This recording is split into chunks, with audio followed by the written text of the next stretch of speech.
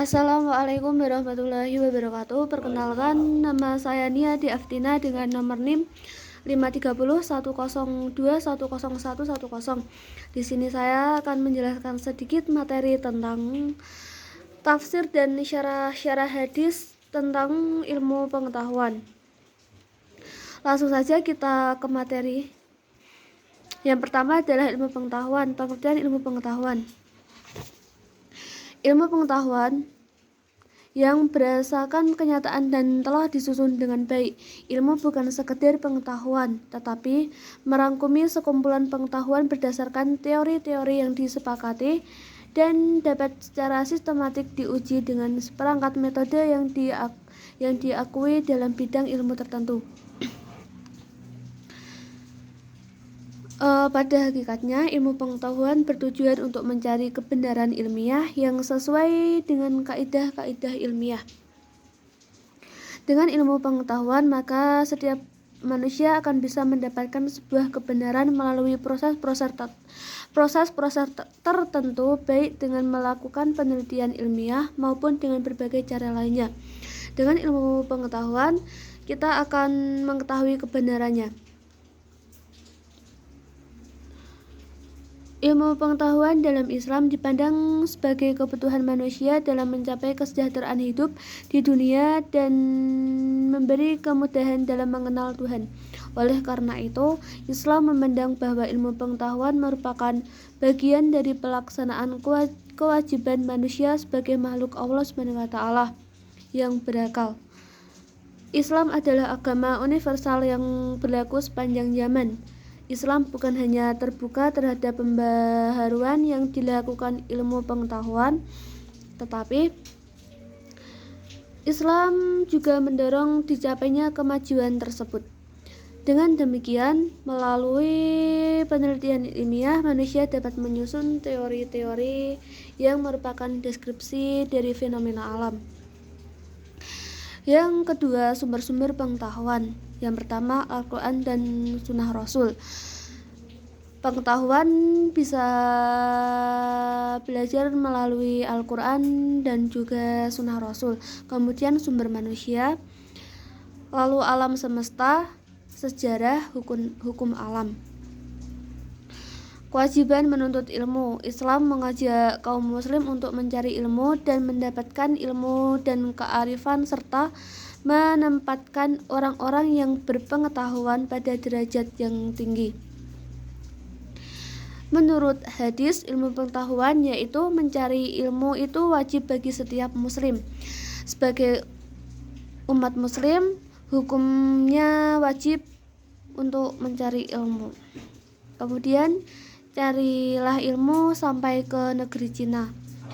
Carilah ilmu sejal buyan sampai liang lahat. Para ulama adalah pewaris para nabi. Pada hari kiamat ditimbanglah tinta ilmu dengan darah syuhada. Maka tinta ulama dilebihkan dari darah syuhada.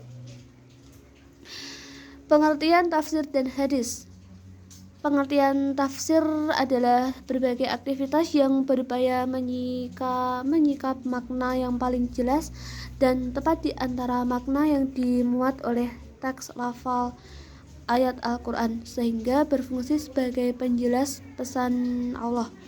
Kemudian hadis juga berarti berita, yang sesuatu yang diberitakan, diperbincangkan, dan dipindahkan dari seorang kepada seorang lain. Hadis menurut istilah syara ialah hal-hal yang datang dari Rasulullah SAW, baik itu ucapan, perbuatan, atau perkataan, dan pengakuan atau takrir. Tafsir ayat-ayat tentang ilmu pengetahuan. Yang pertama dijelaskan dalam surat Al-Mujadalah ayat 11 yang memiliki arti Allah SWT meninggikan derajat orang-orang yang mencari ilmu karena ridhonya dalam Al-Quran Allah SWT. Yang kedua dijelaskan dalam surat Al-Imran ayat 18 yang memiliki arti menuntut ilmu mengantarkan orang jadi lebih bijaksana. Lalu dijelaskan dalam surat At-Toha ayat 114, tidak tergesa-gesa dalam menuntut ilmu. Nama terus kemudian dijelaskan juga dalam surat Al-Kahfi ayat 66. Menuntut ilmu harus sabar dan rendah hati. Hadis tentang ilmu pengetahuan, hadis Muslim yang artinya siapa yang menempuh jalan untuk mencari ilmu, maka Allah akan memudahkan baginya jalan menuju surga. Hadis Tirmizi juga memiliki arti, yaitu barang siapa yang keluar untuk menuntut ilmu, maka ia berada di jalan Allah hingga ia pulang.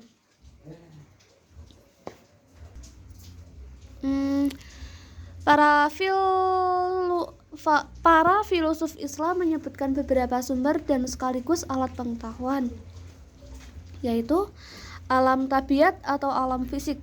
Manusia sebagai wujud yang materi, maka selama di alam materi ini ia tidak akan melepas dari hubungannya dengan materi secara interaktif, dan hubungannya dengan materi menuntutnya untuk menggunakan alat yang sifatnya materi, karena sesuatu yang materi tidak bisa dirubah menjadi yang tidak materi. Contoh yang paling konkret dari hubungan dengan materi dengan cara yang sifatnya materi pula adalah aktivitas keseharian manusia, seperti makan, minum, dan sebagainya.